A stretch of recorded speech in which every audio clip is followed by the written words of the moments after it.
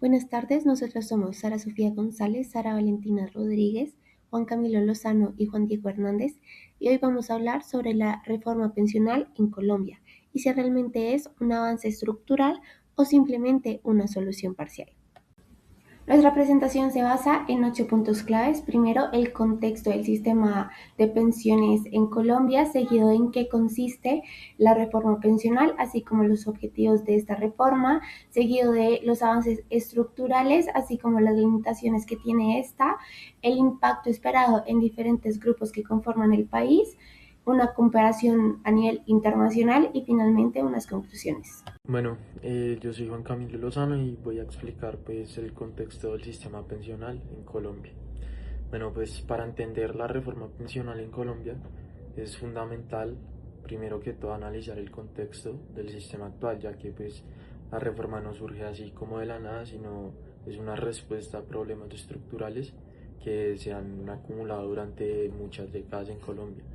El sistema pensional colombiano fue establecido principalmente con la Ley 100 de 1993, que creó un modelo dual, que esto significa que existen dos regímenes que funcionan en paralelo. Por un lado, el régimen público de prima media, que es mayormente administrado por Colpensiones, donde las contribuciones de los trabajadores activos financian las pensiones actuales. Y por el otro lado está el régimen privado de ahorro individual, en el que cada persona ahorra para su propia pensión a través de fondos administrados por entidades privadas. Aunque este sistema busca ampliar la cobertura y mejorar la eficiencia, en la práctica ha presentado muchísimas fallas, más que todo para los adultos mayores, porque pues muy pocos logran acceder a una pensión y pues se ve que este sistema no estaba funcionando plenamente. A esto pues se le suma el alto nivel de inconformidad laboral que hay en el país, que impide que muchas personas coticen esto de manera constante, y pues como resultado la mayor parte de la población colombiana llega a su vejez sin este. Además, pues el sistema ha sido criticado por su falta de equidad, ya que tiende a beneficiar a quienes tienen ingresos más altos y pues empleos más estables, más formales. Por último, pues existe un debate muy importante sobre su sostenibilidad financiera, especialmente pues en el régimen público, debido a lo que ya había mencionado anteriormente, que la población sigue envejeciendo y siguen sin tener pues acceso a la salud. Y en este contexto, la reforma pensional surge como un intento del Estado para corregir estas fallas estructurales, ampliando la cobertura, reduciendo la desigualdad y buscando un sistema más sostenible a futuro. La reforma pensional propone un cambio estructural profundo frente al modelo establecido por la Ley 100 de 1993. En el sistema anterior, los trabajadores podían escoger entre dos sistemas: el público administrado por Colpensiones y el privado de ahorro individual administrado por fondos privados. La reforma elimina esta lógica y la reemplaza por un sistema de pilares donde cada nivel cumple una función específica dentro de un esquema más integrado. En primer lugar, el pilar solidario está diseñado para las personas que nunca lograron cotizar o que se encuentran en condiciones de pobreza. Este pilar garantiza una transferencia monetaria básica en la vejez. Luego está el pilar semicontributivo, dirigido a quienes sí cotizaron, pero no alcanzaron los requisitos para pensionarse. En este caso, reciben una renta proporcional a sus aportes. El núcleo del sistema es el pilar contributivo. Aquí corre uno de los cambios más importantes, y es que los trabajadores deberán cotizar obligatoriamente en el sistema público hasta cierto nivel de ingresos, aproximadamente 2.3 salarios mínimos.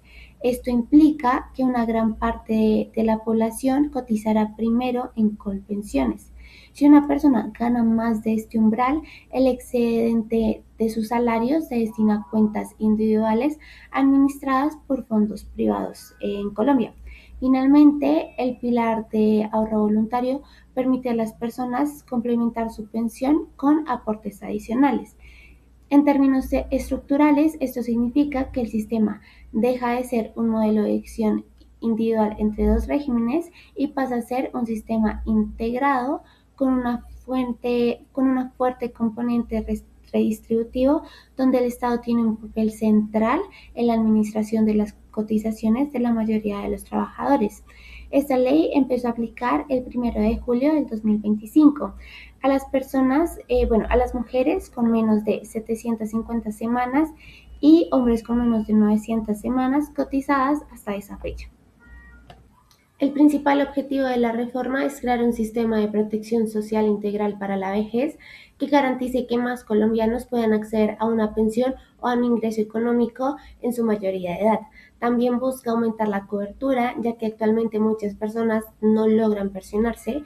Además, pretende reducir la desigualdad asegurándose ingresos mínimos para adultos mayores vulnerables. Y finalmente, la reforma busca hacer el sistema más sostenible financieramente, equilibrando el componente solidario con el contributivo. Teniendo en cuenta los objetivos expuestos que tiene la reforma, vamos a hablar ahora de los avances estructurales que tiene la reforma. En primera instancia vamos a tener en cuenta el aumento de la cobertura social. A través del pilar solidario se estima que cerca de 2.5 millones de adultos mayores en condición de pobreza extrema recibirán una renta básica de 223.000 pesos mensuales. Esto va a dignificar la vejez de quienes nunca pudieron cotizar.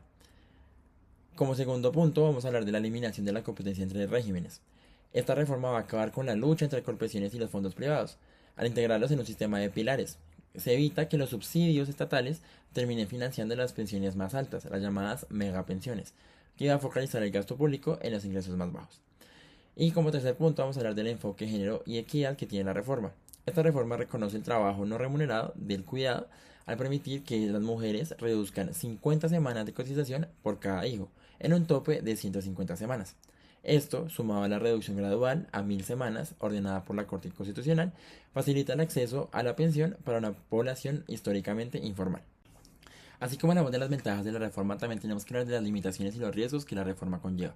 Como primera instancia vamos a hablar de la sostenibilidad financiera a largo plazo.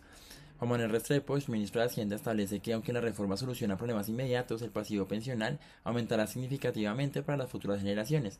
Se estima un incremento de hasta el 76% del PIB para 2065, debido al envejecimiento de la población colombiana.